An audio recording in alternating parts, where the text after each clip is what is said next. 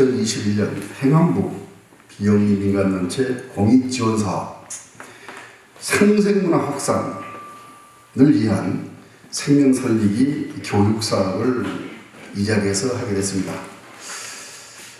우리가 총 10번에 걸친 그 릴레이 생명운동 포럼을 진행하고 있는데요. 1차로 동국대에서 진행을 했고 2차로 오늘 이곳 원불교 아주 유서 깊은 무려 106년이 됐나요? 예, 유서 깊은 이 한국에서 만들어낸 종교 유서 깊은 100년이 넘는 그런 단체의 이런 릴레이 생명 포럼을 하게 된 거 대단히 귀한 시간 고맙게 생각합니다. 오늘 오물교에서 사흔윤리, 오물교 사흔사상에 바탕한 생명 존중, 자살 예방에 대한 교회가 깊은 장덕기 박사와 최도원 박사님께서 좋은 발제와 기적함이 되려고 믿습니다. 저희 오물교에서도 더더욱 생명 존중이 되고 생명을 살리는 그런 운동에 적극적으로 참여하려고 믿습니다. 오늘 이 오물교의 생명윤리 강좌에 그치지 않고 다음 달에는 천도교, 유교, 개신교가 참여하고 있습니다. 한국 종교인연대는 앞으로 7대 종교가 또 시민사회 또한 학술단체가 이렇게 생명 살리기에 온 마음으로 이렇게 참여하고 있습니다. 여기에 동참하셔서 저희들이 우리 한국 사회가 자살공학인데요. 이 자살공학 오명을 벗어날 수 있는 그런 길은 저희들이 다른 게 아니다.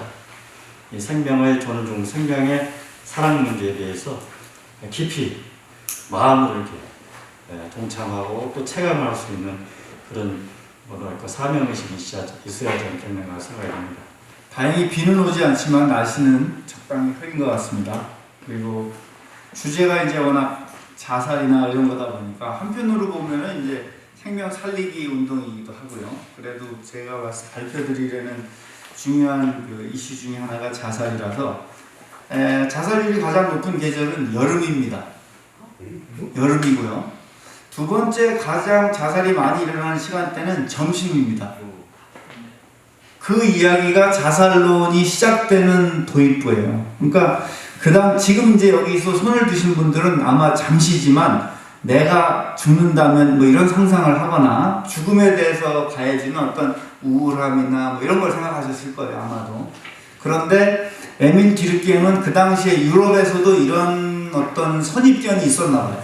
우울한 지역에서 많이 죽을 거라든지 뭐 새벽에 추울 때 아니면 뭐 날이 저물어갈 때 생명력이 소멸될 때 같이 죽지 않나 이런 식으로 많은 선입견들이 있었고 또는 이제 개인적으로 정신적인 질병으로 죽는다든지 뭐 이렇게들 생각을 했었는데 당시에 이 사람이 얻을 수 있는 자료를 다 모읍니다.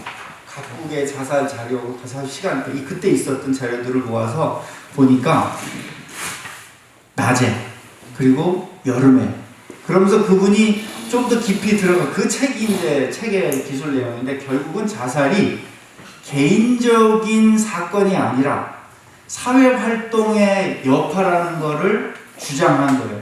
논증도 하고 주장도 하는 거죠.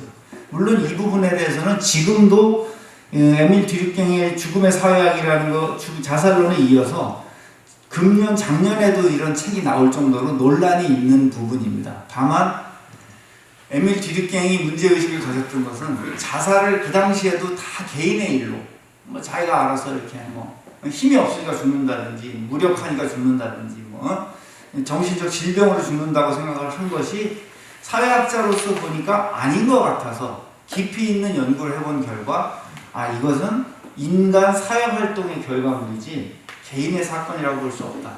사회가 개인의 자살에 참 관련해야 된다라는 얘기를 에밀 뒤르갱은 이분은 1858년생이에요. 굉장히 29세기 사람이고 돌아가신 것이 1917년인가 그렇습니다. 그러니까 우리 원불교랑 굳이 연결을 진다면 대종사님 대각하신 연도가 1916년이죠. 그 다음에 돌아가신 분이니까 원불교로 볼 때 좀 그 전에 다녀가신 서양에 다녀가신 보살 같은 분이죠. 왜냐하면 개인의 죽음을 그렇게 바라보지 않고 뭔가 더 본질적으로 사회적으로 봐야 될 필요는 없을까? 해서 이제 지금은 이 책이 어떤 고전의 반열에 올라간 셈이에요. 그러니까 제가 이제 화사님하고도 계속 말씀 나눌 때 우리가 공부를 해야 된다. 자료도 봐야 되고 그래서 이제 그런 공부를 하는 시작점으로 아마도 자살론은 같이 공부하고 뭐 필요하다면은 공부를 이 분야에 더 잘 아시는 분을 모셔서 강의도 듣고 그래야 될 것 같아서 제가 이 이야기의 시작으로 삼았고 여기서 이제 이분이 그 자살을 막 조사해서 분류하기를 이기적 자살과 이타적 자살과 아미노성 자살로 나누는데 이 용어가 조금 제가 보기엔 이상해요. 이기적 자살은 꼭 이기적인 마음으로 자살한다 이렇게 이해가 될 수 있는데 그런 것보다는 개인화, 인간의 사회활동에서 좀 뭔가 개인화가 진행되면서 개인이 자기의 어려움을 누군가와 나누지 못하고 내가 단절됐다고 느낄 때 그냥 차라리 내가 없어져 주자 라는 결정을 한다는 거죠. 그러니까 이기적 자살이라는 용어는 이제 그런 의미고요. 이제 이타적 자살은 다시 말하면 어떤 집단주의가 강화되었을 때 집단을 위해서 내가 그냥 죽는다. 이 과거에는 꽤나 많았던 거죠. 순장 같은 것도 어떻게 보면 강요된 집단적 자살 아니에요? 이 왕이 죽었으니까 뭐 시봉하던 사람들 다 죽어서 그 나라 가서 죽음의 나라 가서 시봉하라는 지금 보면 말도 안 되는 것 같은 게 그때는 사회적인 어떤 그 제도로 있었던 거잖아요. 그런 게 있었고 그 다음에 이제 마지막에 아노미성 자살은 어떤 이것도 뭐 여러 가지 학문적으로 들어가면 여러 가지 의미가 있지만 쉽게 말하면 하나의 그 사회적인 규범이 무너지고 새로운 규범이 만들어지는 그 과정에서 그 뭔가 확실히 따를 만한 무엇이 없을 때 그 혼돈 속에서 그냥 죽음을 택하는 경우가 있더라는 거예요. 그래서 이런 자살론을 지금 우리가 다시 봐야 될 이유가 한국인에게는 충분하다. 왜냐하면 이제 여기 오신 분들은 대부분 아시겠지만 대한민국이 OECD 자살률 1위라는 그 불명예스러운 타이틀을 지금 15년째, 16년째 계속하고 있다는 사실. 이 사실은 이거는 저는 사실 아까도 소개 말씀에 있으셨지만은 공대에 나왔는데도 이상하게 이런 데 마음이 쓰여서 오랫동안 듣고는 있잖아요. 뭐 여러분 뉴스에서 듣잖아요. 그런데 뭐 어떻게 할 방법은 없으니까 자료 찾아보고 뭐 이제 뭐 먹고 사는 거에서 조금 한가로워지면 뭘 할 수 있을까 뭐 이러고 있었던 차에 충분히 제 지식이나 어떤 그 느낌이나 경륜이나 이런 게 전혀 없는데도 하사님의 어떤 요청으로 발표에 임하게 됐습니다. 그러니까 여기에 붙은 저한테 붙은 박사라는 타이틀은 공학 박사지 이 분야의 박사가 아닙니다. 그러니까 미리 아시고 이 저하고 같이 어떤 문제 제기의 계기가 된다면 여기 계신 어떤 분 혹은 유튜브를 통해서 인연이 되는 어떤 분들과 마음을 합해서 대한민국이 이 아까 자살 대국, 자살 공화국이라는 말까지 그 남들이 하는 말들이잖아요. 거기서 우리가 살아있을 때 거기서 벗어나면 너무 다행이고 2위, 3위 또 더 중요한 건 이제 사람 수가 줄어들어야 되겠죠. 자살자 수가 줄어들어야 되겠다 해서 앞부분에 시작으로 했고 이 정도 되면 이제 여러분하고 제가 자살에 관한 기본 지식은 어느 정도 이제 됐다고 보고요. 제가 첫머리에 그 책자에 올려놓은 게 원불교 정전의 발간이 1943년이라는 사실을 다시 한번 환기시켜 봤습니다. 그러니까 대종사님 입송으로 들을 수 있다면 너무 좋겠지만 그렇지 못하고 제가 한번 읽어보면은 현하 과학의 문명이 발달됨에 따라 물질을 사용하여야 할 사람의 정신은 점점 쇠약하고 사람이 사용하여야 할 물질의 세력은 날로 융성하여 쇠약한 그 정신을 항복받아 물질의 지배를 받게 하므로 모든 사람이 도리어 저 물질의 노예 생활을 면하지 못하게 되었으니 그 생활에 어찌 파란 보혜가 없으리요. 원불교인이라면 뭐 다 적어도 한 번은 들어보셨을 거고 뭐 적지 않은 분들은 외우고도 계실 거고요. 원불교인이 아니시라면 원불교 교조가 직접 써서 남긴 경전의 시작이 이렇게 시작된다는 사실을 상식으로 한번 알아두시는 것도 좋을 것 같아요. 여기서 이제 현하라는 단어는 뭐 요즘 잘 쓰지 않지요. 현은 현재, 하는 아래니까 하늘 아래라고 본다면 지금 말로 하면은 지금 세상은 이렇게 되는 거죠. 지금 세상은. 근데 이게 쓰여진 이 책이 발간된 해는 1943년이고 이분이 이런 생각을 시작한 것은 백악이라고 말하여지는 1916년부터 그 뒤로 이제 한 근 30년 깨달았다는 우리가 이제 그렇게 생각한단 말이에요. 깨달은 상태의 사람이 약 30년을 일도 하고 세계도 다니고 일제한테 이렇게 압박도 받고 이러는 과정에서 얻은 감상을 여기다 남긴 거라는 거죠. 그리고 이 뒷부분에 보면 열반을 몇 년 남기시고 밤을 새우는 일이 잠을 늦게 주무시는 일이 잦았다는 거예요. 잠이 얼마나 중요한 일인지 아실 분이 이렇게 그래서 뭐라고 말씀하시냐면 이때가 이제 생각을 우리가 좀 같이 해볼 필요가 있어요. 1943년이면은 일제가 이제 전쟁에서 막 이렇게 패망으로 나아가면서 쇠니 뭐니 뭐 있는 대로 다 걷어가는 때예요. 그러니까 조선에서 뭐 육인이 뭐니 다 가져가고 또 이제 우리 저 대종사님 같은 분은 저 지방에서 뭔가 이상한 일을 하는 것 같으니까 너 빨리 저 천황한테 가서 인사해, 막 이렇게 하고 막 별짓을 다 할 때예요. 그래서 뭐 그럼 제가 가겠습니다 했다가 뭐 눈병이 났는데 천황을 뵈도 되겠습니까? 뭐 이러고서 조금 미루다가 그럼 가야죠 하고서 부산에까지 가는 척 했다가 뭐 이런 아주 굉장히 긴박한 일이 벌어지는 상황에서 이걸 이제 빨리 자기가 직접 보시고 이 구절이 맞나 이렇게 보시면서 이제 출간으로 넘겨요. 이 넘기는 이 스토리도 엄청나게 긴박해요. 결국은 사은이 있잖아요. 사은 속에 왜 그 천황의 은혜가 없냐고 황은을 넣어라 마라 하고 뭐 그런 거 좀 넣기도 했다가 빼기도 했다가 별 이상한 일들이 많았단 말이죠. 그러는 중에 그분을 보러 온 일본 승려가 보고 이제 뭔가 인덕에 감옥한 거죠. 그런 어떤 희한한 인연을 따라서 이제 이게 출간이 되는 거예요. 그러니까 뭐라고 하셨냐면 때가 급하여 이제 만전을 다하지는 못하였으나 나의 일생 포부와 경륜이 그 대요는 이 한 권에 거의 표현되어 있나니 삼가 받아 가져서 말로 배우고 몸으로 실행하고 마음으로 증득하여 이 법이 후세 만대에 길이 전하게 하라. 앞으로 세계 사람들이 이 법을 알아보고 크게 감격하고 봉대할 사람이 수가 없으리라. 이 대종경이라는 그분의 언행록 거의 마지막 장에 쓰여 있는 말이라는 거죠. 제가 지금 강조하려는 거는 이렇게 자기 필생의 모든 경륜을 담아 넣은 이 경전에 첫머리에 이 현아 지금 세상은 과학이 발달해가지고 그럼 과학이 발달하면 점점 좋아질 거다라고 쓸 법한데 그렇지 않았다는 거죠. 이 과학의 발전으로 인해서 과학의 발전으로 우리가 쉽게 알아볼 수 있는 것은 굉장히 편리한 도구들이 많이 만들어지잖아요. 그걸 이제 물질이라고 본 거고, 근데 그 물질을 사용해야 될 사람의 정신이 점점 쇠약해질 거라고 진단을 하신 거예요. 그리고 사람이 사용해야 될 그 물질은 점점 융성할 거라고 봤단 말이에요. 그 결과 필시 모든 사람이 저 물질의 노예 생활을 할 거다. 그리고 파란 고해가 올 거다. 라고 하신 거예요. 제가 이제 문제 잡는 대목은 이 대목입니다. 그러면 그 당시 1943년이죠. 그리고 이제 45년에 제2차 대전이 끝났는데 그 당시로서는 과학이 가장 발달한 시기에 20세기 이 전반부에 제2차 대전, 제1차 대전 두 개의 양차 대전이 벌어져가지고 지금도 연구가 계속되고 있는 것 같은데 거의 1억 명이 죽었어요. 과학이 가장 발달한 시기에 1억 명이 죽었어요. 그 뒤로 다행히 더 큰 전쟁은 아직 없죠. 그러면 이겁니다.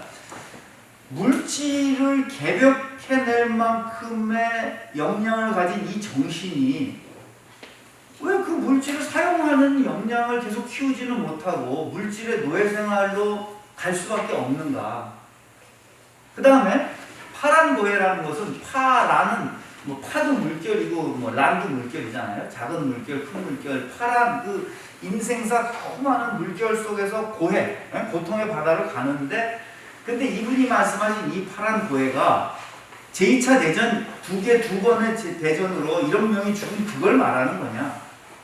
아니면 그 뒤로 점점 심해질 것이냐. 이거 문제의식이라고 봐요. 근데 이 뒤에 이제 이분이 마지막에 이 경전을 남기면서 남긴 말씀을 보면 이게 길이 전하게 하라. 왜? 파란고에는 그때 제2차 대전 1억 명이 죽은 그 어마어마한 것이 아니고 그것까지를 아마도 포함해서 앞으로 그런 일들은 점점 커질 거라고 추적하신 거 아닙니까? 추측하신 게 아닐까? 그게 제 문제의식이었어요. 그리고 지금 현실을 다시 보는 거예요. 그러고 나서 이제 근 80년이 지났죠. 그죠? 근 80년이 지났는데 정전이 발간되고 80년 다시 현아라고 제가 제목을 붙였는데 이제 여러분들 뭐 처음 들은 분들도 계시고 여러분들 들은 분들도 계시겠지만 이 은혜의 성자 원불교에서 내세우는 가장 중요한 개념 중에 하나가 은이잖아요. 그죠? 은혜, 은자, 은.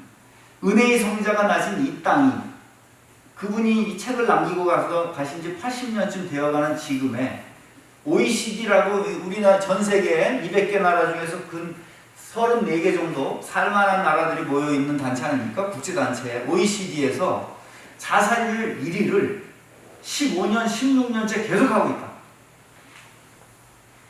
이거 과연 받아들이고 있어야 될까? 뭐 이런 생각을 이제 하는 거죠. 그렇다고 제가 어떻게 하겠다는 뜻이라기보다 그런 막 문제의식이 제 머릿속에서 계속 있었던 거예요. 그래서 이 자살률에 대한 얘기를 자료를 계속 보고 있었던 차에 제가 이제 여러분에게 이제 제 책에도 그런 게 읽고 나와 있지만은 그 자살 예방 백서라는 책을 여기서 제가 소개하려고 해요. 제가 자살 예방 백서는 정부에서 만들어내는 자료입니다. 책으로도 뭐 몇 권은 발간하겠죠. 그러니까 여러분이나 저도 이거 이제 인터넷에서 다운받아가지고 칼라로 한 건데, 칼라로 해서 보면은 이제 여러 가지 그 자료들이 잘 나와 있어요. 그러니까 제가 지금 여기서 공유하고자 하는 팩트는 자살률 1위를 17년째 하고 있고, 제가 작년인가 재작년에 2위가 된 거는 리투아니아라는 조그만 나라가 있어요. 그 해변, 발트 연안 3국인가 하는 나라가 있죠. 뭐 내전으로 수많은 사람들이 서로 죽고 죽이고 하는 나라더라고요. 그 나라가 가입하면서 OECD, 유럽 쪽에서 아마 OECD에 가입하면서 우리보다 뭐 몇 명 많아서 2등이 됐는데, 그걸 다시 또 우리가 이 금년인가 작년인가는 또 앞질러가지고 다시 1등이 됐어요. 그러니까 여기서 1, 2등은 크게 중요하지 않고 인구 10만 명당 몇 명이 죽느냐라는 자살률이라는 단위가 인구 10만 명당 몇 명이 죽느냐입니다. 1년 동안 인구 10만 명당 몇 명이 죽느냐. 거기서 우리나라는 지금 25명쯤 돼요. 25명쯤 되고 OECD의 평균은 한 10명 정도 돼요. 그러니까 여러분이나 제가 그 개념을 좀 알아야 되는데, 제가 저하고는 같은 뜻을 품고 있는 어떤 국회의원이 쓴 글을 봤는데, 그분을 뭐 비난하려는 의도는 만큼도 없는데 어떤 운동을 하셨냐면 26명이라고 그러니까 자살률 26%로 오해를 하시더라고요. 이 숫자에 대해서 저는 이제 공대를 다녀서 더 그런지 모르겠는데, 숫자에 예민하지 못하면 그 내용이 너무 무너지는 것 같이 느껴져요. 한 예를 들어볼까요? 지금 전 세계를 뒤덮은 그 코비드, 그죠? 코로나가 있잖아요. 코로나19로 우리나라에서 작년 2019년, 2020년 2년 동안 그 돌아가신 누적 사망자가 약 1950명쯤 돼요. 아까 제가 찾아본 게 1940명인가 46명인가 돼요. 2년 동안. 근데 그 2년 동안 자살한 분의 숫자는 얼마일까요? 27,000명 됩니다. 코비드로 온 세상이 난리가 나는 것 같고, 물론 우리나라는 이제 방역이 전 세계 거의 최고 수준이잖아요. 얼마 전에 우리보다 더 잘했다고 말하는 대만이 한 번 뚫리니까 정신 못 차리잖아요. 저는 이건 약간 다른 얘기입니다만은 대만하고 우리나라는 같이 비교할 수 없는 수준이라고 봐요. 그분들은 거의 나라를 꽁꽁 닫아가지고 못 들어오게 해가지고서 이제 겨우 막은 거하고, 우리나라처럼 경제적인 변화를 아무것도 안 하고 그대로 놔둔 채로 거리두기니 뭐니 이런 걸 가지고 이렇게 해가지고 전 세계 1위가 된 거는 레벨이 다른 얘기인데, 이걸 사람들이 또 잘 이해를 못하는 것 같아서 글로 하고 다시 들어오면, 이 1900명하고 2만 7천 명 차이는 어마어마하게 큰 거잖아요. 자살자가 훨씬 지금 많아요. 그러니까 이 자살에 관심 있는 분들은 벌써 작년 데이터가 지금 궁금하잖아요. 작년 세부 데이터가 궁금해요. 과연 이 코비드로 그 거리두기나 이래서 경제활동이 위축되면서 경제활동, 그때 생겨난 경제활동으로 죽은 자살자들이 혹시 코비드로 죽은 숫자를 혹시가 아니고 아마도 넘어섰을 거거든요. 그러니까 그런 부분에 대한 우리 인식이 필요하다 해서 제가 이 자료를 몇 개 놨습니다. 몇 개 놨는데 이제 우리 화사님께서 자료가 너무 많으면 길어지니까 해서 좀 줄여놨지만 저는 그래요. 여러분 이제 이 자료집을 들고 가실 텐데 관심 있는 분들은 인터넷에서 이 자살 예방 백서, 2020년 자살 예방 백서, 그리고 아마 금년 5월, 6월 아마 지금쯤 2021년 자살 예방 백서도 나올 거예요. 매년 이제 이렇게 나옵니다. 이게 자료를 찾아보실 분도 계시겠지만 이 자료집만 아마 보실 분도 계실 것 같아서 이 자료집만 이렇게 들적여도 우리가 같이 공유할 만한 자료가 몇 개 있겠다 싶어서 자료를 좀 올려놨습니다. 자, 그런데 제가 이제 여기서 많은 분들과 함께 하면서 이제 얘기를 하고 싶은 게 이 책임이 누구 몫일까 하는 거예요. 이 책임, 우리나라가 자살률 1위인 책임이 누구의 몫일까? 그래서 혹시라도 제가 여기서 지금 뭐 막 발표하다가 약간 흥분해가지고 누구를 비난하는 것처럼 들려준다면 그거는 제 잘못이에요. 제가 말하고자 하는 것은 이거는 적어도 얽혀설켜 사는 인간 세상을 이해한다면 뭐 그냥 원론적으로는 국민 모두의 몫이겠죠. 살아남은 사람의 몫이겠죠. 자살자가 전 세계에서 제일 많은 수준에 있다는 것은 살아남은 사람의 뭐 책임이라고 말하는 부분에 대해서 논란의 여지가 있다면 우리가 짊어져야 되는 어떤 아픔 같은 거는 되겠죠. 그래서 책임이라는 말에 대해서 제가 이 글을 쓰는 과정에서 한번 찾아봤어요.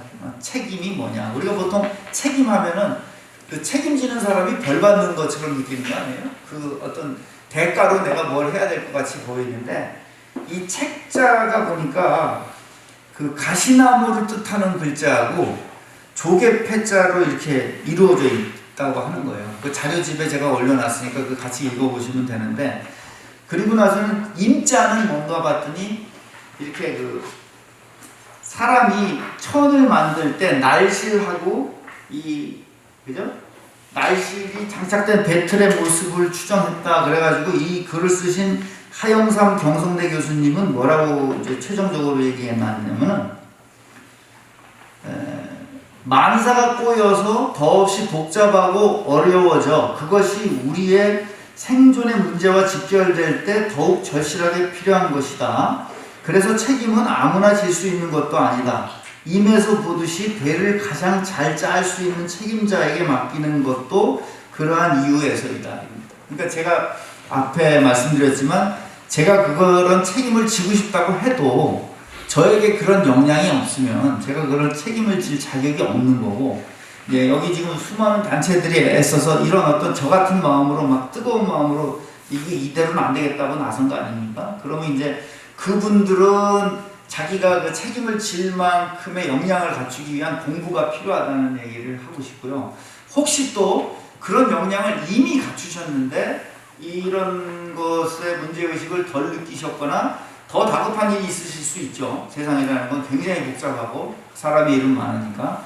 그렇다면 그분들이 시간이나 마음을 좀 할애하셔서 이런 이 운동에 같이 합류하셔가지고 대한민국이 자살률이 OECD 평균 정도로 내려갔으면 거기에 한번 힘을 합쳤으면 하는 게 제가 여기 앉은 가장 큰 이유입니다. 그래서 이제 그 뒤에 자살 관련 주요 데이터라는 다음 절이 있습니다. 거기 보시면 제가 제일 궁금했던 거는 아니 우리가 언제부터 이렇게 자살률이 심해졌던 거지? 하고 이제 궁금했었어요. 근데 마침 이제 이 자료집이 매년 발굴되면서 그동안의 자료가 정리가 잘 돼서 제가 같이 자료집을 보면은 페이지로 보면 제가 지금 말씀드리려는 내용이 14쪽입니다. 14쪽을 보시면은 이제 그 왼쪽에 그 숫자를 보시면 되죠. 1987년, 88년, 89년이죠. 우리로서는 그 독재 정권이 있을 때인데 그때는 10명대예요. 희한하게도 10명대였다가 10명대에서 조금 뭐 15명까지 가는 시점이 보니까 1993년 이때가 이제 김영삼 대통령 된 때네요. 제 딸애가 태어날 때라서 기억이 나고요. 그리고 나서 말년쯤 돼가지고 IMF로 1998년 외환위기를 겪을 때가 정점을 찍는데 이때 25명을 훅 넘어버려요. 그러니까 그 김영삼 정권이 있을 그 5년 사이에 가파르게 이렇게 올라간 거예요. 25명이 되고 그러다가 이제 김대중 정권이 들어와서 IMF가 어느 정도 이렇게 좀 잠잠해지는가 해가지고 밑으로 내려왔어요. 그러다가 다시 카드 대란으로 또 한 번 솟구치고. 그러니까 이게 뭔가 사회적인 경쟁 상태랑 연관이 있는 어떤 자료를 여기서 제공하고 있는 거예요. 그래서 돌이켜 보면 여기 참여하신 분들 중에 뭐 저 또래나 되신 분들은 그때 얼마나 힘겨웠는지가 또 느껴질 수도 있고, 그때 직장을 잃은 분들도 있고, 저도 그때 나도 오늘 내일 하다가 겨우 붙어 있다가 인도로 갔던 기억이 나요. 인도로 가는 사람이 많지 않다고 그래가지고 에야 모르겠다 인도 지원해가지고 인도 간 게 2002년이었거든요. 그러니까 우리가 살아온 세월에 그 격동의 세월을 우리가 살았던 거예요. 뭐 다른 분들은 모르겠습니다. 저는 그냥 하루하루 그냥 먹고 사는 거 생계 만든다고 바쁜 와중에 돌이켜보니까 이 자료를 보면 그 20년 남짓 세월에 10명에서 20명으로 20명에서 30명으로 막 이렇게 올라간 세월이 여기 있었던 거예요. 그래서 이 자살률에 대해서 제가 이제 그 어느 시기에 어떻게 갑자기 그렇게 올라갔던가 하는 내용을 여기다 담아놨습니다. 거기다가 뭐 1988년이 어떻고 뭐 쓴 거는 제가 쓴 거예요. 원래 기존 자료에다가 이제 같이 좀 알기 쉽자고 해서 했고요. 이때 옆에 숫자를 얼핏 보시면은 25명. 이때가 이미 상당한 수준이 된 겁니다. 그 다음에 2002년, 3년. 이때는 노무현 대통령 때라고 제가 기억하는데 이때 30명이 넘었네요. 그러다가 2008년 이때 이제 이명박 대통령 때죠. 글로벌 금융위기가 되면서 40명까지 치솟아요. 그러니까 이거는 뭐 제가 대통령명을 거론하고 있습니다만은 그 사람을 책임으로 하자는 뜻이 아니고 그때의 어떤 정세나 정국을 기억하시라고 우리 사회가 어떤 경남 속에 있을 때 자살률이 이렇게 올라갔던가를 이제 봐주실 필요가 있는 거죠. 그 뒤로 이제 조금씩 내려가고 있는 거고 그 세 줄이 있잖아요. 세 줄을 한번 우리가 눈여겨볼 필요가 있는데 세 줄이 있는데 전체 줄은 가운데 줄입니다. 그 다음에 위에 줄은 남자 줄이에요. 아래 줄은 여자 줄. 자살률을 보면 남자가 약 여자보다 2.5배 정도 많아요. 그래서 평균 해가지고 20명, 30명, 이렇게 25명 이렇게 되는 겁니다. 그래서 그 자료를 한번 보시라고 하고요. 그 다음에 또 한번 넘겨주세요. 그 밑에 그림은 뭐냐면은 그 연령별로 나누는 겁니다. 그러니까 이제 저는 종교가 우리나라 자살의 전부를 책임질 수는 없을 것 같아요. 제 생각에. 그래서 제가 이제 주목하고 싶은 거는 이제 노령층이에요. 왜냐면 여기 보면 나오죠. 15세 미만입니다. 다행히도 15세 미만은 자살이 없어요. 거의 없습니다. 당연하게도. 그 중간에 있는 게 15세에서 64세 이라는 층의 자살률입니다. 보시면은 왼쪽에 그 숫자를 보시면은 이제 일하는 층은 맥시멈으로 갔을 때가 30명 가죠. 그죠? 30명 가고 지금 이제 25, 6명대 있잖아요. 맨 윗줄에 구름처럼 이렇게 있는 것이 65세 이상의 자살률입니다. 그러니까 이 수치를 보시면요. 지금 25명도 많다고 그러잖아요. 25명, 30명도 지금 우리나라가 세계 1위인데 이 65세 이상의 자살률은 2002년부터 2011년까지 근 10년을 보시면 80명입니다. 그러니까 제가 여기 이제 나서게 된 이유 중에 하나가 제가 이제 60년이 넘었단 말이죠. 환갑이라는 말은 저한테 느낌이 전혀 없는데 어쨌든 만 60세가 넘어서 이제 만 65세가 가까워지는 느낌이 됐을 때 이렇게 이분들이 가는 이유가 어렴풋이 짐작이 되는 거예요. 그러니까 사회활동 열심히 하다가 힘들어지면은 이렇게 되는 밀려나는 느낌을 받는 건 아닐까? 이런 느낌을 받았어요. 그래서 여러분들도 관심을 가져야 될 것 같고, 그 다음에 이제 우리나라의 그 사망 원인을 보시면은 사망 원인의 1위가 암이죠. 여러분 아시는 암이고, 2위가 이제 뇌혈관, 3위가 심장질환인데 자살이 4위였다가 요즘 그래도 5위까지 내려왔습니다. 이런 자료들을 우리가 같이 공유할 필요가 있고요. 그 다음에 이제 그런 식으로 해서 자료들이 쭉 있다는 거를 여러분이 한번 쭉 보실 정도 가치가 있겠다 싶어서 넣었고, 제가 이제 원불교 교리에서 이제 뭔가 연결고리를 찾아보자, 우리가 원불교인이라는 공감대 속에서 뭐를 찾을 수 있겠나 했을 때 아마 저 말고 다른 사람에서도 마찬가지일 텐데 은혜라는 겁니다. 은혜라는 거를 제가 원불교인이 아니라면 저보고 은혜가 뭡니까? 그러면 설명이 구구절절이 복잡했을 것 같아요. 근데 제가 이 대종경을 보면서 깜짝 놀란, 정전을 보면서 놀랬던 게 없어서는 살 수 없는 관계. 이게 은혜의 정의였어요. 너무 명쾌하게 저에게 다가왔어요. 제가 공학도이기도 하고 뭐 수학에도 관심이 있다 보니까 그런지 은혜가 뭐 나를 잘해주고 나한테 착하게 해주고 고맙게 해주고 뭐 물건을 주고 구구절절할 것 같은데 없어서는 살 수 없는 관계에 있는 것들, 그것이 없더라면 내가 살지 못한다면 그것이 고마운 것임을 천치나 하우자라도 알 거다라고 말씀하신 그 대목에 깜짝 놀랐고요.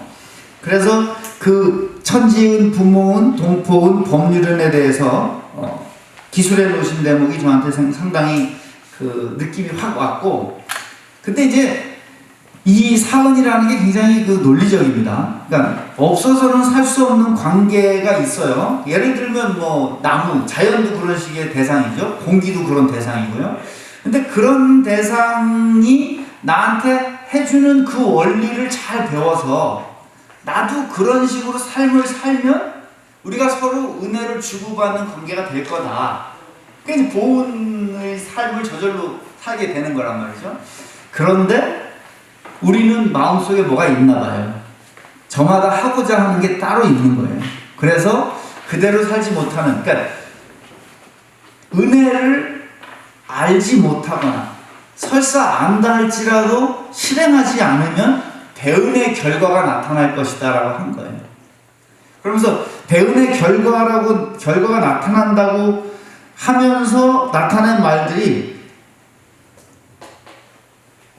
저한테는 굉장히 뭐라 그럴까, 충격적이라는 말 좀 너무 자주 쓰면 안 좋을 것 같고, 제가 낳은 제 자손도 그것을 본받아서 직접 악화를 끼칠 것은 물론 세세생생 거래간에 나의 무자력한 때가 있다 할지라도 항상 중인의 버림을 받을 것이라든지, 아니면 동포끼리 배은을 하면은 개인끼리 싸움이요, 가정과 가정끼리 형국이요, 사회와 사회끼리 반목이요, 국가와 국가끼리 평화를 보지 못하고 전쟁의 세계가 되고 말 것이니라 라든지, 이런 것들이 물론 뭐 언론적이기도 하고 어지간한 성자라면 다 하실 법한 말씀이긴 하지만 100년 전에 제가 받아들인 종교의 교조가 써놓은 글에 이렇게 실질적으로 있다고 생각하니까 느낌이 좀 색다르게 다가왔고, 이렇게 은혜와 은혜의 덩치로 사는 우리 사회에 어디에선가 그 은혜를 서로 누리지 못하고 밀려나가는 분들이 계시다는 거에 일말의 책임감을 제가 느낀 것 같습니다. 그래서 제가 거기다 그런 말을 썼죠. 은혜의 성자가 태어나 가르침을 펴기 위해 교문을 21쪽입니다. 교문을 열어젖힌 대한민국이 세계 최악의 자살 국가라는 사실이 잘 어울리지 않는다는 건 누구라도 동의할 것입니다. 물론 그런 나라가 될 것 같은 나라라서 성자가 나타났다고 할 수도 있지만 그게 언제까지 계속될 수 있을지 우리가 생각해 볼 일이죠. 더 멀리 가기 전에 혹은 100년이 가기 전에 뭔가 변화가 일어나는 일을 원불교가 다 한다기보다는 그런 어떤 흐름 속에 원불교도 튼튼한 흐름으로 참여해서 여기 참여해서 뭔가 해내는데 동참한다면 사회에서 유리되지 않은, 그죠? 사회와 함께 가는 종교가 되지 않겠습니까? 그런 마음으로 이제 이 얘기를 했고요. 둘째로는 이제 정신수양이라는 대목을 꼭 말씀드리고 싶었어요. 정신수양에 대해서는 다 아시겠지만은 정신수양의 목적에 그런 대목이 있잖아요. 유정물은 배우지 아니하되 근본적으로 알아지는 것과 하고자 하는 욕심이 있다. 이 대목 저한테 확 다가와요. 모든 짐승이 다 그런데, 모든 짐승이 뭐 하고자 하는 게 있고 하고자 하는 게 이제 먹고자 하는 거라든지 뭐 자기 자손을 번식하기 생식욕이라든지 이런 거 있을 텐데, 최령한 사람은 보고 듣고 배우고 해서 아는 것과 하고자 하는 것이 다른 동물의 몇 배 이상이 되므로, 제가 저를 보면 그런 것 같아요. 그렇게 되므로 그 아는 것과 하고자 하는 것을 취하자면 예의 염치와 공정한 법칙을 생각할 겨를도 없이 자기에게 있는 권리와 기능과 무력을 다하여 욕심만 채우려 하다가, 이게 우리가 신문방송에서 보는 일들이에요. 돈 많은 분들, 특히 세도가 높은 분들, 힘센 사람들 다 이렇게 하고 있어요. 자기가 하고자 하는 것을 이루기 위해서 예의 염치와 공정한 법칙을 무시하는 것 다반사가 힘없는 국민은 다 알아요. 제가 볼 때. 그리고 나서 그런 욕심만 채우려 하다가 이제 결국은 가패신망도 하고, 집안이 망가지고 몸도 망가지고, 마지막에 어떻게 돼 있어요? 혹은 극도에 들어가 자살하는 사람까지도 있게 되나니. 이 대목이 이 내용을 준비하면서 이렇게 어떻게 보면 다 보셨다 이런 느낌이 들었던 거죠. 그러면 이제 제가 여기서 이제 생각 드는 거는, 아니 그런 걸 미리 보셨고 그게 그대로 두면 안 되겠다고 해서 정전이라는 책을 남기셨다면, 이 정전 속에는 그 실마리, 해결책의 실마리를 남겨놓으셨을 거다라는 게, 제가 이제 이걸 계속 들여다보는 어떤 그 문제의식의 시발점입니다. 그리고 그거를 저보다 더 잘 아실 분들은 여기 계신 분들, 혹은 뭐 유튜브로 인연이 될 모든 원불교인들이겠죠. 자기가 좋아하는 대목이 있거나 자기가 더 깊이 연구한 대목에서 어떤 이 실마리를 찾아내서 우리가 공유한다면, 뭔가 이 대한민국이 자살공화국이나 자살대국에서 좀 내려오는 그런 놀라운 일이 일어날 거라고 생각을 했고요. 그래서 이제 정신수양의 필요성과 관련해서 제가 뭐 이것저것 써놨는데, 최근에 이제 코로나로 이제 항체치료제라는 말을 여러분들 들으셨잖아요. 그리고 이제 암이라는 걸 아시겠지만, 암을 치료할 때 보면 암 부위를 잘라내는 수술이나 화학요법, 그죠? 화학물질을 투입하거나 아니면 방사선으로 그 암 부위를 죽이는 거잖아요. 근데 면역 항암제라는 게 있대요. 면역 항암제는 그 암 부위랑 상관이 없이 몸이 기본적으로 가지고 있는 그 면역력을 강화시키거나 그 면역력을 도와서 그 몸을 그냥 건강하게 만드는 데서 시작한 기초의학인데, 그게 지금 항암제로도 쓰인다는 거예요. 그걸 딱 들으면서 그러면 우리가 지금 원불교인들이 다른 종교인들도 요새 그럴 수 있지만, 우리는 뭐가 흐뭇하냐면, 내가 원래 잘하면 부처가 될 수 있는 거잖아요. 내 안에 이미 부처가 될 소지가 있는 거잖아요. 혹은 이 자선 같은 거에, 자선의 맨 마지막에 보면 오래오래 계속하면 그 경지에 간다고 하셨잖아요. 든든한 게 뭐가 있는 거예요, 우리는. 그러니까 누구나 갖추고 있는 기본 소양, 혹은 기본 소지, 기본 잠재성, 이거를 잘하면 이거 자살대국이나 이런 사회적인 많은 질병들을 좀 이렇게 해결하는 데 도움을 주는 건 아닐까? 이 면역항암제에서 그런 실마리가 얻어지길래 여기서 공유하는 뜻으로 썼고요. 그 다음에 이제 아까도 제가 말씀드렸지만, 지금 그 세대별로 보면 노인 사망률이 가장 높게 치명적인데, 여기 휴양의 도나 그 정산용사님 세전에 보면 휴양의 도가 있던데, 이거 아주 우리가 해야 될 일이라는 생각이 들어요. 물론 저는 지금 저보고 너 60 넘었으니까 노인이다 그러면 받아들이지 않겠어요. 저는 이 시대가 지금 그 대종사님이 이 경전을 펼칠 때 우리나라의 평균 수명은, 지금 자료를 찾아봐야 되는데 자료가 그때는 없거든요. 60이 안 될 때예요. 그래서 60이 한갑이었던 거예요. 그때는 아마 50이나 40 정도가 평균 수명이었을 거예요. 왜냐하면 어렸을 때 죽은 사람이 워낙 많으니까. 지금은 우리나라 평균 수명이 80입니다. 여자는 82세인가 그렇고 남자는 78세인가 그러니까 합치면 80 정도 돼요. 그러니까 이 노인이라는 게 보통 이제 80 넘으면 뭐 노인이라고 할지 모르겠네요. 그러면 노인이 됐을 때 어떻게 해야 되느냐. 이거 저는 굉장히 시급하게 필요하다고 봅니다. 무슨 말인가면 한 70쯤 됐다고 한 60쯤 됐다고 어디 가서 노인 행사하려고 그러면 지금 젊은 사람들 일자리 없어서 난리잖아요. 그런데 일자리 구하려고 쩔쩔매는데 그 자리에 가서 노인들이 있잖아요. 이걸 사회적으로 어떻게 합의하고 노인은 그럼 어떤 역할을 하고 젊은 사람은 어떤 역할을 해야 되는지에 대한 사회적 합의가 없이 좀 이렇게 인격적으로 성숙되지 않은 노인이 양산된다면 여러분 2028년 이제 몇 년 안 남았잖아요. 어떤 사람은 지금 2025년이라고 해요. 그때는 5명 중에 1명이 65세 이상입니다.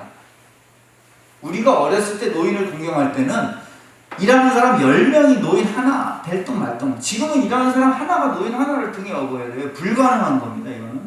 저는 뭐가 다급하냐면 이게 다급해요. 인류가 한 번도 겪어보지 못한 사태가 벌어질 거거든요. 그런데 그걸 뭐 젊은 사람이 좀 노인을 대접해 줘야지 이거는 제가 볼 때 안 맞고요. 그 사람들은 그럴 겨를이 없어요. 노인이 되어가는 저희가 지금 내가 노인이 되면 어떻게 돼야 되겠구나. 그 노하우가 저는 원불교에 지금 근 100년 동안 쌓여 있을 거라고 봐요. 노인이 이제 70 넘어서 그만두시면 어떡하시는 이런 것들이 있을 거거든요. 그걸 잘 어떻게 우리가 갈고 닦아서 일반 사회에서 받아들일 정도의 수준으로 만들어낸다면 한 예를 들면 여러분 인턴이라는 영화 보셨어요? 로버트 드니로가 은퇴하고서 그것도 정부 시책으로 이제 노인네 하나씩 이렇게 회사에서 받잖아요. 그러니까 젊은 사람들이 뭐라고 그럽니까? 정부에서 하라니까 할 수 없이 하나는 갖다 놔야 돼. 그러니까 로버트 드니로가 가요. 그분이 어떻게 하는지가 제가 만들고 싶은 프로그램이에요. 그 로버트 드니로가 딱 봐서 일주일 정도 보더니 자기가 방해가 될 만한 일은 전혀 안 하고 젊은 사람들이 보면 서로 싫어하는 일들이 있어요. 그걸 찾아서 해내. 아침에 일어나 보면 이거 누가 해놨어. 노인이 해놨어. 그러면서 자기의 그 지난 삶의 경륜이나 역량을 펼치니까 젊은 사람들한테 환영받는 노인이 되더라는 거죠. 그 로버트 드니로가 출연했던 인턴 영화를 뭔가 우리가 이제 재밌는 프로그램으로 만들면 뭐 영화도 소재가 되고 하니까 좋은 게 아닐까. 제 나름대로도 아이디어인데 여기다 지금 방출한 셈입니다.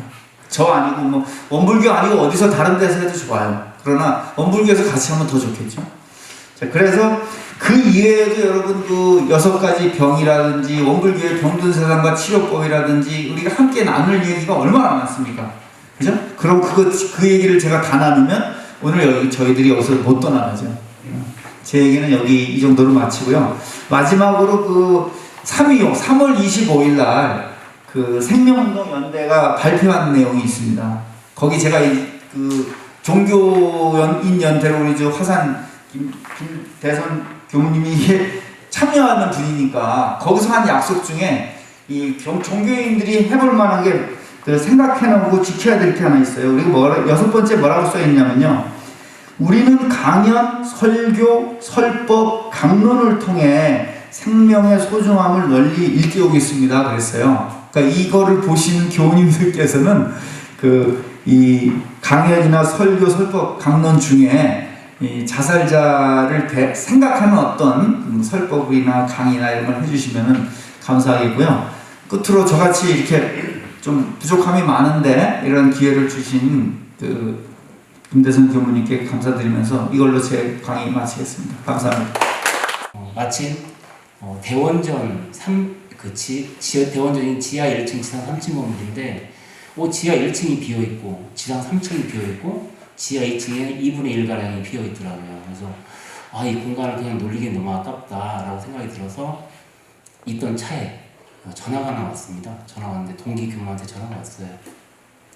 혹시 부모 자녀 갈등 있는 사람들을 위해서 할 수 있는 원불교적 교육이 없을까라는 그런 질문이 왔습니다. 일단 끊고 제가 생각을 해보니까 우리 예전에 보면은 부모애도 자녀애도가 있습니다. 그래서 부모가 해야 될 일, 자녀가 해야 될 일, 이것을 한번 프로그램에 접목시키면 그렇겠나 싶은 생각이 들어서 또 우리 원불교 영몽위원회도 죽음에 대한 부분이 있어서 그러면 부모님과 함께하는 죽음 교육, 죽음 체험 이렇게 하면 어떻겠나 생각이 들었습니다. 거기에서부터 출발이 된 겁니다. 그래서 부모님이 원하는 자녀, 그리고 자녀가 부모님께 바라는 점, 서로 교환 편지를 쓰기도 했고요. 그 다음에 부모님이 우리 자녀에 대해 어떻게 해주면 가장 좋을 것인가에 대한 서로의 피드백을 하는 그런 시간을 가졌고요. 2부 프로그램에서는 부모님의 손을 잡고 죽음을 체험해보는 거였습니다. 지금 자살하고 이 죽음 준비하고는 어떻게 보면 상반되고 그렇게 생각이 들 수가 있겠지만 크게 보면 같은 겁니다. 죽음 준비를 하게 되면 삶이 더욱더 행복하고 은혜롭다는 것을 발견하게 됩니다. 우리가 죽음 하면 터부시하고 왠지 생각하면 안 되고 우리하고는 먼 거다라고 생각이 들겠지만 오히려 죽음이라는 단어를 생각하게 되면 지금 살고 있는 이 시간, 이 순간이 너무나도 행복하구나. 어떻게 내가 자살이라고 하는 극단적인 선택을 할 것인가에 대한 부분에 대해서 다시 한번 각성을 하게 됩니다. 그래서 결론을 먼저 말씀드리면 자살 예방을 할 수 있는 방법은 저는 생의 소중함을 느낄 수 있는 그런 시간과 교육이 필요하다라는 것을 말씀드리고 싶습니다. 스스로 할 수 있는 교육은 과연 무엇일까? 그 장소에 오지 않고 집에서 아니면 직장에서 스스로 죽음에 대한 준비를 하고 생의 소중함을 느낄 수 있는 방법은 무엇이 있을까라고 생각이 들어지면서 만들어진 책이 바로 이 생사노트라고 하는 책입니다. A4 용지 한 40페이지 정도 되는 분량인데요. 이 생사노트라는 이 책은 꼭 누군가가 앞에서 지도를 하고 앞에서 안내를 해야 되는 것이 아니라 스스로가 이 책을 한 장 한 장 넘기면서 이게 한 달 분량입니다. 한 달 분량인데 한 달 동안 자기의 삶을 계속 체크해 나가는 거죠. 한 달 동안. 일단은 저희는 이제 원불교 교무이다 보니까 원불교 교리적인 부분 먼저 이 안에 수록이 되어 있는데 여기에는 각 종교의 생사관이 이 안에 들어 있습니다. 그래서 각 종교에서 바라보는 죽음은 과연 무엇인가, 그리고 사후 세계는 어떻게 전개되는가에 대한 부분들이 이 안에 수록이 되어 있습니다. 우리가 죽음은 직접 체험할 수 없기 때문에 성자의 말씀, 또 임사 체험자에 의한 그리고 돌아가셨다가 다시 돌아가신 건 아니죠. 일종의 돌아가시는 위기에 가셨다가 다시 살아나신 분의 증언을 통해서 그 세계를 가히 짐작할 수 있는 부분인데, 결국은 이 노트의 부분은 제가 이제 마지막 부분에 다시 한번 자세히 설명을 해드릴 거고요. 일단은 제가 이제 죽음이 무엇인가, 그리고 이제 자살 예방에 대해서 어떻게 생각을 하고 있고 해결책은 무엇인가에 대한 부분 잠깐 말씀드리겠습니다. 17세기 하비의 혈액순환에 대한 발견과 18세기 심장박동 측정 방법에 대한 발견으로 생물학적 기준이 기존 다양하게 회자되었던 영혼선을 대신하게 되었죠. 그리고 20세기에 접어들면서 심장박동과 자연적인 호흡을 기준으로 하는 생명징후 측정이 출현하게 됩니다. 다시 말씀드리면 체온, 호흡, 맥박 및 혈압을 측정하는 데 있어서 도구를 사용해서 계량화할 수 있게 되었고, 이는 생물학적 기능의 종결로 죽음을 판단하게 되었다는 의미로 생각할 수가 있겠습니다. 이제 원불교에서의 생사관을 보면은 학자들마다 관점과 해석이 다르기에 우리가 생사라고 한 부분 뒤에 관이라고 하는 부분이 붙는 것 같아요. 생사관을 어떻게 보느냐, 학자들만 다르게 생각을 하고 있지만 저 같은 경우는 일단은 생사관은 진리관이 선행되어야 된다고 생각이 들어집니다. 원불교의 교조인 소태산 박중빈 대종사는 이론의 진리를 대각함으로써 그 이론의 진리의 핵심을 말씀하셨습니다. 대종경 인도품 1장에서 도덕의 뜻을 묻는 교도에게 제일 큰 도, 가장 큰 도에 대해서 말씀하시기를 불생불멸의 진리와 인과 보응의 이치라고 하셨듯이, 저 또한 원불교의 생사관은 불교의 윤회가를 수용하면서 이론상의 진리를 바탕으로 해서 구성되어 있다라고 생각합니다. 그래서 불생불멸의 생사관과 인과 보응의 생사관, 이 두 측면으로 나누어 볼 수 있다고 하였습니다. 불생불멸, 곧 생함도 없고 멸함도 없다는 의미입니다. 이는 진리의 불변하는 자리를 말하는 것으로 지금 우리가 눈으로 보고 있는 세계는 실제 펼쳐져 있는 무량무수무변 세계의 아주 일부분에 불과하다는 것입니다. 따라서 진리를 눈에 보이는 측면만으로 파악하기는 완전하지 못합니다. 생함도 멸함도 없다는 것은 보이지 않는 측면에서 변화가 없다는 것을 의미합니다. 인간의 현 존재를 정신과 육신으로 구분해 보면 불생불멸하다라는 것은 육신보다는 정신 또는 영혼의 입장에서 보는 것이라고 하겠습니다. 육체는 지수, 화풍, 사연이 일시적으로 모여서 성립된 옷과 같아서 태어남과 죽음이 있는 유한한 존재이지만 이 영혼이라고 하는 것은 영원히 불멸하지 않는, 멸하지 않는 무한한 존재이기 때문에 육체를 이끌어가는 주체적인 존재라고 보는 것이 바로 불생불멸의 생사관이라고 하겠습니다. 다음은 인과 보응의 이치. 이 부분은 진리의 현실적인 변화의 측면을 설명하고 있습니다. 한때도 쉬지 않고 움직이는 생생약동하는 진리의 모습, 이것이 바로 인과의 변화입니다. 원불교의 3대 종법사이셨던 대산종사는 본래 낳는 것도 없고 멸함이 없는 그것이 우리의 본성이며 우리의 성품자리다라고 말씀하셨습니다.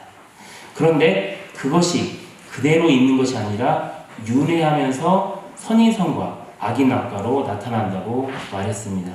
이 점이 바로 생사에 대한 부분이 인과 응보로 나타나는 이유라고 하겠습니다. 보통 사람들은 현세에 사는 것만 큰일로 알지만 지각이 열린 사람들은 죽는 일도 크게 하나니 그 이유는 잘 죽는 사람이라야 잘 나서 잘 살 수 있으며 잘 나서 잘 사는 사람이라야 잘 죽을 수 있다는 내역과 생은 사의 근본이요 사는 생의 근본이라는 이치를 알기 때문이니라.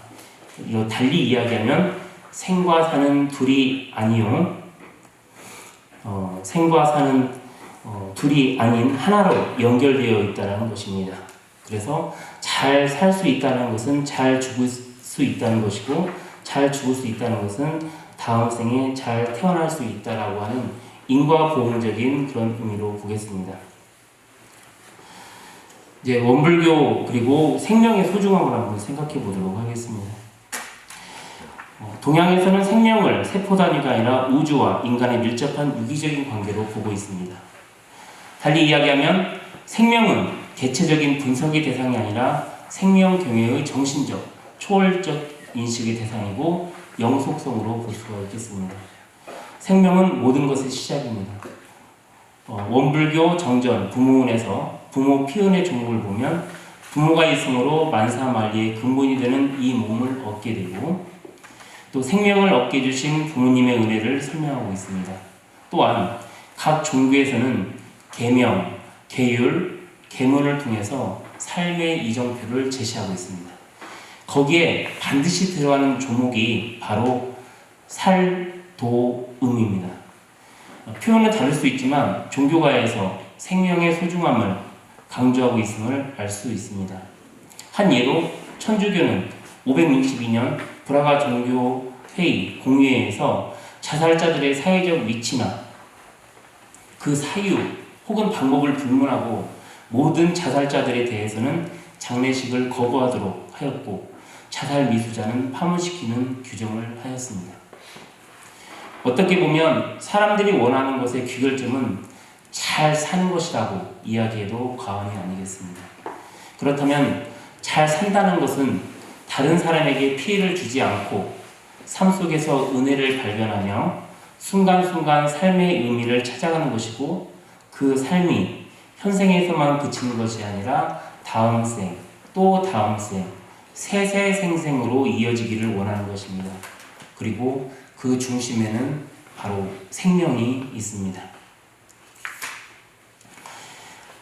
세 번째 챕터 자살 예방을 위한 죽음 준비 교육과 생사 체험입니다. 먼저 자살에 대한 부분을 보겠습니다. 자살이라는 말은 라틴어 자기 자신이라는 말과 잘라내다라는 말인 사이드의 결합입니다. 따라서 자살은 자신이 결단해서 자신의 생명을 잘라내는 것입니다. 한자와 자살 역시 스스로 죽이는 것입니다. 자살이란 고의적 자해 행위로 자살 생각이라든지 자살 시도 그리고 자살 행동으로 이어지는 일련의 포괄적이고 연속적인 과정입니다. 2019년 통계를 보면 우리나라 경우 10만 명당 자살률은 24.6명, 연간 자살 사망자는 13,092명, OECD 국가의 평균 자살률은 11.3명임을 볼 때 우리나라는 평균의 2.4배에 달한다고 볼 수 있습니다.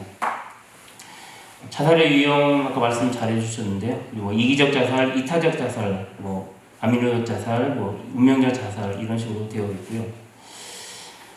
원불교에서는 과연 그러면 어떻게 자살을 보고 있는가? 원불교에서는 어떻게 사는 것이 잘 사는 것이고 또 죽음 준비를 어떻게 해야 다음 생에 잘 인도 수행할 것인가에 초점을 두고 있어서 사실상 자살에 대한 직접적인 언급은 없다고 할 수가 있습니다.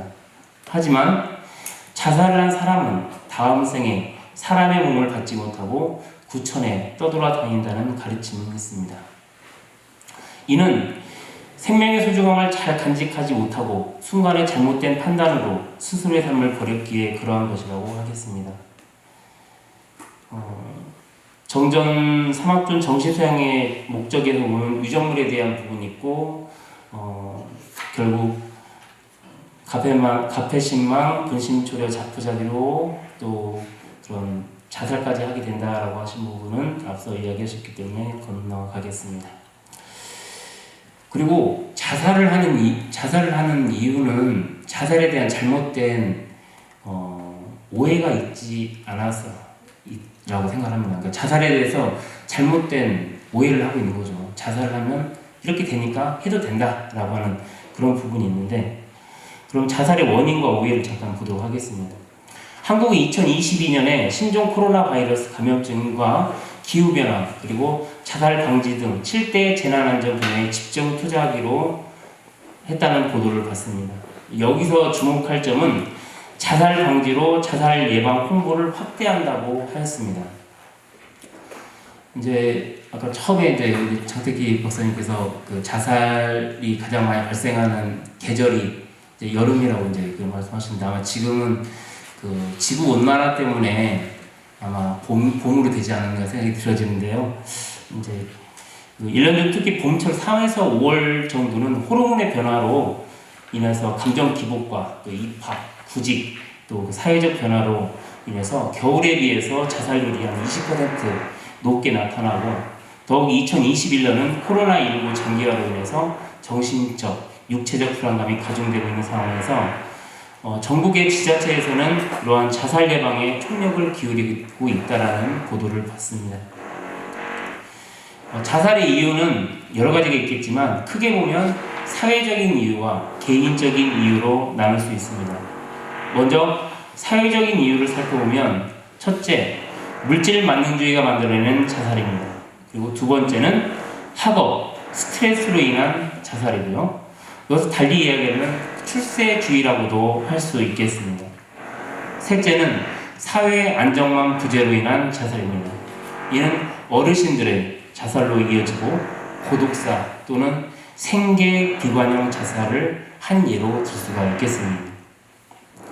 그리고 자살의 개인적인 이유를 보면 여러 가지가 있지만 우울증이나 스트레스로 인한 정신질환을 들 수 있습니다.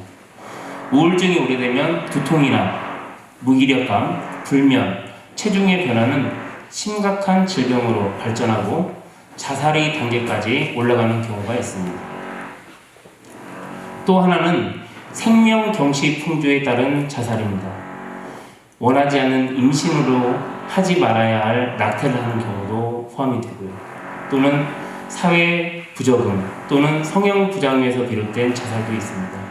그리고 가끔가다 나오는 군부대에서 일어나고 있는 선임에 대한 복수로 이런 총기 난사 사건, 그리고 성형수술 결과에 불만을 가진 여성의 자살도 한 예가 되겠습니다. 이처럼 사회적 이유와 개인적 이유로 나누어 보았지만 자살 사례는 너무나 다양하고 개인적 동기와 사회적 문제가 복잡하게 뒤엉켜 있기 때문에 그 구분이 모호한 경우가 대다수라고 할 수 있겠습니다. 그래서 이것은 사회적 이유야, 이것은 개인적 이유야 라고 구분하기가 어렵다는 이야기입니다.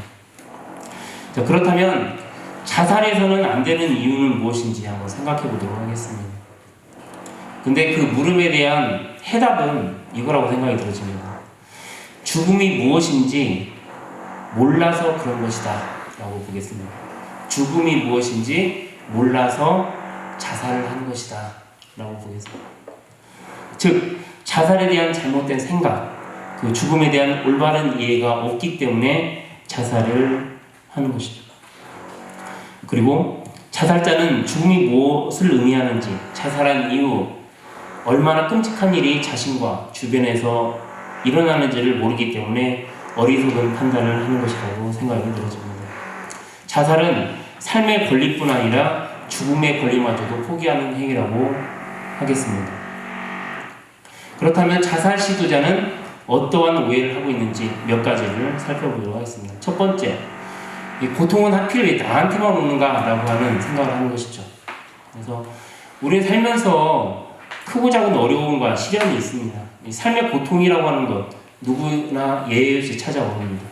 사람에 따라서 고통이 찾아오는 시간과 또 고통의 내용이 다를 뿐이지 누구나 고통을 당하기는 마련입니다. 그래서 이 물음을 거꾸로 한번 생각을 해보는 것이죠. 그래서 나라고 왜 고통이 찾아오면 안 되는 것인가 라고 거꾸로 한번 생각을 해보는 것이죠. 나한테만이 아니고 나라고 왜 못 오는가 라고 생각을 하게 되면 고통을 받는 것, 시련을 받는 것이 당연시라고 느껴질 수가 있겠죠. 두 번째는 자살을 통해서 고통을 한 번에 벗어날 수 있다라고 생각하는 오해입니다. 고통스러운 현재로부터 자유로워질 수 있으리라는 생각으로 자살을 선택한다는 것은 가장 큰 착각이라고 하겠습니다. 자유에는 책임이 따릅니다. 본인이 죽어서 이 세상에는 없지만 남아있는 가족들과 지인들이 떠안아야 할 책임, 그것을 어떻게 할 것인가를 생각한다면 자살은 할 수가 없겠죠. 그리고 무책임과 현실도끼의 수단으로 죽음을 선택해서는 더더욱 안 될 것입니다. 세 번째는 세상이 나를 자살하게 만들었다라고 하는 생각입니다. 자살의 책임을 사회의 구조적인 문제로 돌리고 자신의 죽음을 정당화하는 것입니다. 그래서 사회 구조적인 모순, 경제 불황의 장기화, 인터넷의 역기능, 그리고 악플로 인한 고통, 성적 위주의 사회 등 이런 것들이 결국 나를 죽음으로 내몰았다라고 생각하고 자신의 죽음을, 자신의 자살을 정당화하는 것, 이것도 결국 자살에 대한 잘못된 오해라고 하겠습니다. 네 번째는 자살하면 모든 것이 끝난다라고 생각을 하는 것이죠. 그래서 모든 일들은 자살을 통해 끝이 나고 처음부터 다시 시작할 수 있다. 지긋지긋한 이 생활 청산하고 다시 생활할 수 있다라고 생각을 하는 것이죠. 그래서 그것을 리셋 버튼에 비유를 대시는 분도 계시더라고요. 그래서 컴퓨터를 조작하다 보면 시스템이 엉켜서 작동되지 않을 때 있죠. 이럴 때 리셋 버튼을 누르면 초기화가 돼서 처음부터 시작할 수 있는 그런 것처럼 되는 것처럼 삶이라는 것도 힘들고 어려움이 있을 때 자살이라는 리셋이라고 생각하는 거죠. 자살을 하게 되면 다른 새 삶을 살 수 있겠다라고 하는 잘못된 오해가 자살을 불러일으키지 않나 생각이 들어집니다.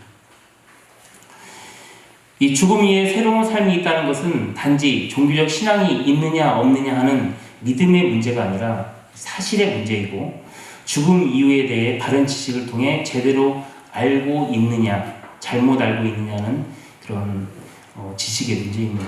이처럼 죽음이라는 것은 모든 게 끝나는 것이 아니라 이 삶의 여정을 마무리하고 또 다른 삶을 시작한다는 뜻이라고 생각을 하면 되겠습니다.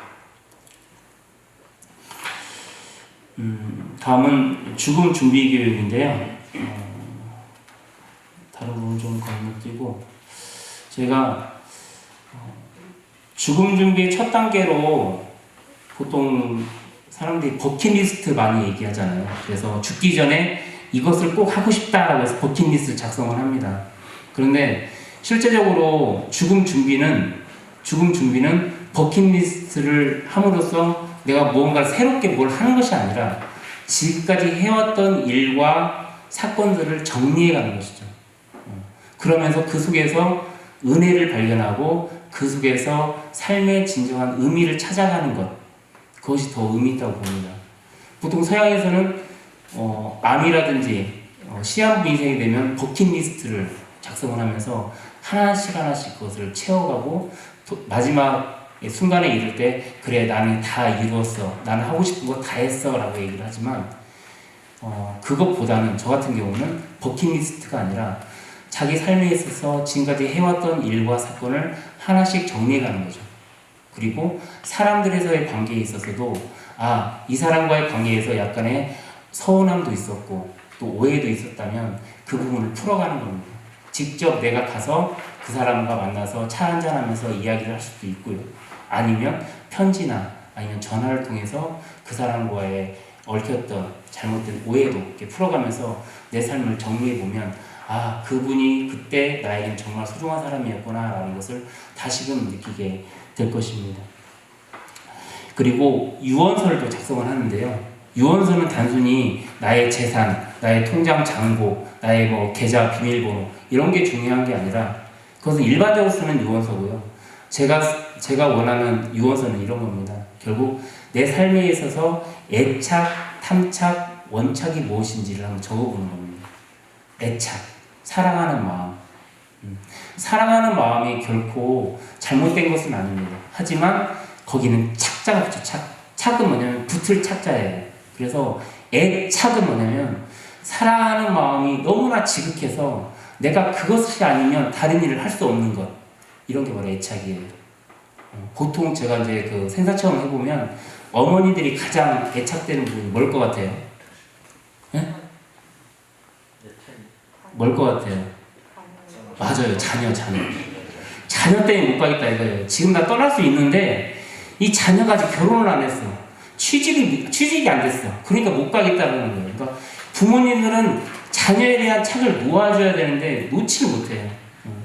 저도 이제 딸 하나 아들 하나가 있는데 아직 어려요. 중학교 2학년, 초등학교 6학년입니다. 아직 손이 많이 가야 되고 근데 우리 삶이 계속 10년, 20년 살 수 있겠다라는 것도 우리 생각이지 모르잖아요. 당장 내일도 모르고 지금 이 시간 이후도 모릅니다. 제가 이제 익산에서 올라왔지만 제가 익산 내려갈 수 있을지 모르겠어요. 솔직한 얘기로. 근데 일반 사람들이 생각하죠. 내려갈 수 있을 거라 생각하죠. 차표도 끊어놨습니다. 하지만 우리의 삶은 그렇게 이렇게 생각한다고 다 이루어지는 것은 아니죠. 그래서 하루하루를 살 때 내가 아침에 집을 나설 때 현관문을 닫잖아요. 그러면서 내가 이 현관문을 다시 못 잡는다 라는 마음으로 하루를 산다면 쓸데없는 생각을 할 수가 없어요. 뭐가 재미없고 뭐가 흥미롭지 않고 뭐가 지루하겠어요. 내가 이 현관문을 다 못 잡는다는데. 그러니까 하루를 살 때도 내가 아침에 닫았던 이 현관문을 오늘 저녁에 못 잡는다는 마음으로 하루를 산다면 자살 이 부분 많이 해결될 수 있을 거라고 생각합니다. 결국 정신적인 문제입니다. 자살은. 사회적인 문제도 물론 있겠지만 내가 어떤 마음을 갖느냐. 호스피스 병동에 가보면 하루하루 너무 힘들게 사시는 분들 엄청 많습니다. 그분들한테 내 삶이 재미없어? 나만 힘들어? 이 말 못합니다.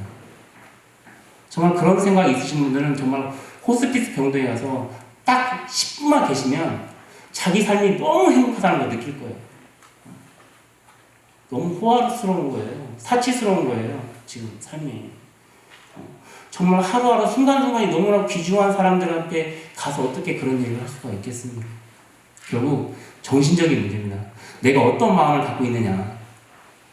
그래서 이 부분들은 단순히 원불교에서만 하는 것이 아니라 각 종교에서 함께 이루어져야 될 아주 의미 있는 교육이고 사업이고 프로젝트라고 생각이 들어집니다. 또 거기에 함께 원불교와 함께 할 수 있다는 게 너무나 행복한 일이고요. 그래서 제가 익산에서 올라올 때 너무 행복한 마음으로 올라왔습니다. 제가 누군가에게 이 말씀을 해줄 수 있다는 것 자체가 너무나 행복했고 제가 교무로서의 그런 보람을 여기서 또 느끼는 것 같습니다. 그래서 애착, 탐착, 원착. 탐착도 마찬가지입니다. 자기가 가지고 있는 소유, 이거에 대한 착이죠. 재산에 대한 부분, 그리고 일에 대한 부분. 내가 태어났는데 이 정도는 하고 죽어야 되지 않겠어? 라고 하는 부분. 근데 이 부분도 지금까지 해온 것도 정말 잘하신 거예요. 거기에서 마무리하고 완성해가면 되는 거죠. 더 하나를 채우려고 하지 말고 지금까지 해왔던 것을 마무리하고 내가 못하면 다음에 누군가가 이것을 이어받아서 하겠지 라는 마음으로 해야지 나 아니면 안 돼 라고 하는 그 마음도 어떻게 보면 욕심이에요. 그리고 원착은 뭐예요? 원망하는 마음. 살다 보면 많이 원망하죠. 거기에는 무슨 말이 듣죠? 뭐 때문에는 말이야. 야, 너 때문에 내가 너만 아니었으면. 부모님들 그 부부간에 이제 생사철마을을 많이 오시거든요. 거기 보면 이 사람만 안 만났으면 내가 지금쯤 이렇게 얘기 많이 하시거든요. 근데 옆에 계신 그 부부가 가장 행복한 부부예요. 알고 보면 그 남편이 가장 행복한 남편이고요. 옆에 있는 아내가 가장 사랑스러운 아내라는 것이죠. 근데 그 아내와 남편을 딴 데서 찾냐 이거죠. 그래서 이 원한이라고 하는 부분, 뭐뭐 때문에가 아니라 어떻게 뭐뭐 덕분에 이렇게 바꾸는 거죠. 너 덕분에, 당신 덕분에 내가 이 정도 생활해왔고 내가 이렇게 행복하게 지내고 있어 라고 하는 것처럼 때문에가 아니라 덕분에로 바꿔서 생활한다면 이 삶이 더욱더 행복하지 않을까 그런 생각을 가져봅니다. 나에게 무슨 말을 할 것인가 그것만 생각해서 와라 그런 거죠. 그래서 평상시에 하고 싶었던 말을 해고 나도 그 사람들에게 이야기를 하는 거죠. 내가 너한테 그때 10년 전에 어떤 일이 있었는데 너무 행복했고 너무 좋았다. 정말 고맙다. 그리고 미안했다고 하는 부분들은 정말 미안했다라고 사과도 해보고 하면서 자신의 삶을 되돌아보는 거예요. 그래서 앞으로는 장례식장이 많이 없어질 것 같아요. 우리나라도. 그래서 사전 장례식장이 생길 것 같습니다. 그 장례식장은 우울하고 그런 것이 아니라 삶을 마무리할 수 있고 서로 이야기할 수 있는 클래식 음악이 나오는 그런 곳이 되지 않을까. 그런 사전 장례식장이 많이 생길 것 같다는 생각을 해봅니다.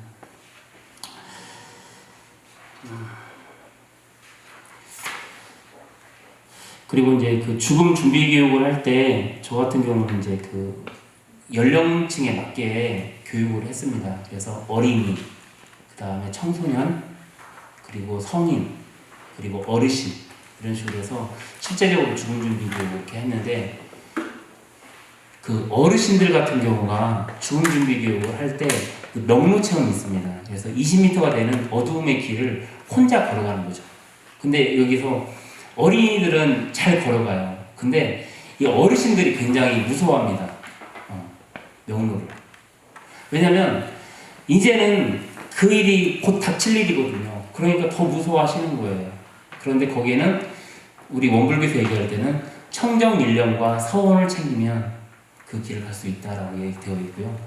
또 그 티베트 사자에서에 보면 죽음의 길을 갈 때 그 환한 불빛이 2번 보인다고 이야기를 합니다. 그래서 그 불빛을 볼 수 있는 사람은 청정일령과 서원을 챙긴 사람을 볼 수 있고 이런 욕심과 그런 착이 있는 사람들은 그 빛이 보이지 않는다고 하고 그 빛이 보이는 시간 자체도 뭐 손가락 튕기는 정도의 시간 또는 뭐 3일에서 4일 뭐 이런 식으로 얘기를 하지만 그 깨끗한 마음을 가진 또 수행인들은 뭐 15일 정도 청정한 빛을 보고 그곳은 명로, 어두울 명의 명로가 아니라 밝은 명의 명로가 되는 거죠. 그래서 그런 부분도 이야기를 하고 있습니다. 네, 마지막으로 제가 이제 그 생사체험 은혜 노트를 한번 말씀드리고 마무리를 하도록 하겠습니다. 자, 이 노트를 제가 다 배포를 해드리면 좋은데 지금 제가 못 챙겨와서요. 제가 보여드리도록 하겠습니다. 생사 노트는 제가 처음에 만들 때 제가 집에서 직접 만드는 겁니다. 제가 뭐 출판사에 맡길 수도 있지만 집에서 직접 만든 이유는 일단 원가 절감을 위해서 만들었고요. 이것은 한 달만 쓰면 됩니다. 한 달 쓰면 금액은 5,000원입니다. 커피 한 잔 값도 안 되죠. 예. 그래서 한 장을 넘기면 생사노트 위에 뭐라고 썼냐면 은혜를 발견하여 행복한 삶을 사는 이라고 하는 내용이 붙어 있어요. 한 장을 넘기면요. 생전 천도를 위한 정진표. 그래서 30일 동안 본인이 할 수 있는 정진표를 체크할 수 있는 체크리스트를 만들었습니다. 여기 내용에는 입정, 그리고 명상체험, 천도법문, 독경, 그다음에 본문 사경 이렇게 되어 있습니다. 제가 아까 좋아하는 말 우리 장택기 박사님도 말씀하셨는데 제가 사막주에서 가장 좋아하는 문구가 바로 이거예요. 오래오래 계속하면. 오래오래 계속하면. 사막을 통해서 수양력을 얻고 연구력을 얻고 취사력을 얻는데 거기에 핵심은 바로 오래오래 계속하는 거죠. 한 번 하다가 많은 것이 아니고 잠깐 하다가 많은 것이 아니고 그런 것이 그렇게 하다면 힘은 안 쌓이죠. 어떤 사람은 나 해봤는데 안 되던데 이렇게 얘기하죠. 오래오래 계속 해봤어요? 아니요. 잠깐 했죠. 어떤 사람은 오래 했어요. 1년 하고 한 10년 쉬었다가 11년째도 했어요. 나 오래 했는데 한 11년 했는데 오래오래 안 했잖아요. 아니 계속 안 했잖아요. 오래오래 계속해야 거기 힘이 쌓이는 것이고 이 생전천도 죽음을 준비하는 것도 결국 오래오래 계속해야 되거든요. 근데 사람들이 보통 3월달이 되면 새해가 되면 책 보면 책 앞머리 시커하죠. 근데 뒤로 갈수록 이제 깨끗해지잖아요. 이번에 영어 공부하면 잘 한번 해외 한번 잘해보겠다 하는 사람도 처음에 시작 잘하다가 중간에 흐지부지 돼버리고 다이어트 한번 해보겠다는 사람도 처음에는 열심히 운동하다가 중간에 이제 다시금 되잖아요. 이렇게 작심삼일이 되는 거에 대해서 방지하기 위해서 이 천도법문 사경 같은 경우도 적게 했어, 적게. 그래가지고 정말 맘먹으면 그 자리에서 조금만 사경을 3-4줄만 사경할 수 있도록 만들었습니다. 그래서 작심삼일이 되지 않도록 그래서 작성하고 그 밑에는 자기의 감상을 한번 적어보는 거예요. 이 법문이 비록 소태산 대종사님의 법문이지만 이 법문을 내가 가슴속으로 읽으면서 나는 어떤 마음이 들고 어떻게 살 것인가에 대한 다짐을 한번 적어보는 거죠. 이 노트에는 그게 적게 되어 있고요.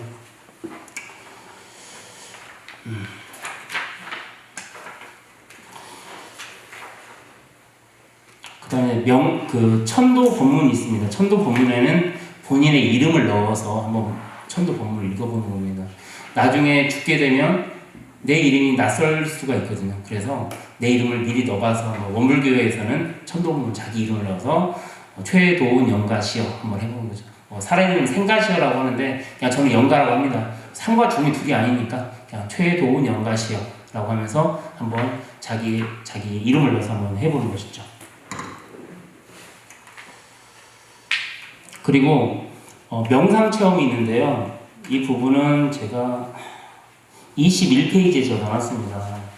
페이지가 지금 없어서 그러는데 잠깐 보여드릴게요. 이렇게 QR코드를 제가 넣어놨습니다. 그래서 QR코드를 집에서 직접 스마트폰으로 QR코드 스캐너를 가지고 찍어보면 나레이션과 음악이 나옵니다. 그래서 하루를 살면서 24시간 동안 나를 위해서 나의 천도와 나의 삶을 위해서 쓰여지는 절대 시간이 과연 몇 시간인지 한번 생각을 해보는 거죠. 살다 보면 나는 우리 자녀를 위해 살았어, 나는 우리 가족을 위해 살았어 라고 하시는 분 많습니다. 하지만 정작 나를 위해 사는 시간은 과연 몇 분인가, 나의 천도를 위해서, 생전 천도를 위해서 나는 몇 분을 투자하고 있는가를 한번 봤으면 좋겠습니다. 그래서 하루에 적어도 30분 정도는 정말 본인만을 위한 시간을 가졌으면 좋겠습니다. 그것도 죽음, 생전 천도를 위해서 나는 내 시간을 얼마나 투자하고 있는가. 그래서 9시 30분 원불교에서 신고를 모시고 10시 잠자리 들 때까지 30분 동안에는 방문 딱 잠가놓고 스탠드만 딱 켜놓고 이 생사노트를 작성을 하는 겁니다. 그리고 천도 법문도 외워보고 또 명상 체험을 통해서 자신에게 스스로에게 삶의 소중함을 다시금 일깨워주는 그런 시간을 갖는다면 근데 이런 부분들이 단순히 원불교에서만 끝나는 것이 아니라 각 종교에서 이 생사노트를 만들었으면 좋겠습니다. 유교, 불교, 도교, 원불교, 기독교 모든 종교에서 이런 생사노트를 각 종교별로 만들었으면 좋겠습니다. 그래서 각 종교인들이 거기에 맞는 신앙과 수행을 꾸준히 할 수 있도록 이렇게 만들어주면 어떻겠나라고 하는 이런 표본을 한번 제시를 해봅니다. 그래서 원불교에서는 이렇게 하고 있으니까 다른 종단에서도 한번 이렇게 시도를 해봤으면 좋겠습니다. 정말 뜨시는 분들이 마음을 모아서 이렇게 시도를 하면 좋을 것 같습니다. 결국 자살률을 줄이는 방법은 저는 생에 대한 소중함, 삶에 대한 소중함을 알고 그다음에 자살에 대한 오해를 가지지 않고 그리고 또 하나는 주위의 관심입니다. 주변에서 얼마나 그 사람들에 대한 관심을 가지고 있는가. 자살을 하려는 사람들은 미리 메시지를 보내잖아요. 그 메시지를 빨리 파악해서 그분이 극단적인 선택을 하지 않도록 잘못된 선택을 하지 않도록 가서 도와주는 거죠. 그걸 했을 때 그 두 가지가 병행됐을 때 우리의 자살률은 줄어들지 않을까. 그리고 OECD에서 자살률 1위라는 그런 오명을 벗지 않을까라는 생각을 해보면서 우리 종교인들이 해야 될 일이 더욱더 크겠다. 그리고 저의 무게가 더욱더 무겁다라는 생각을 해보면서 이상 발표를 마치도록 하겠습니다. 감사합니다.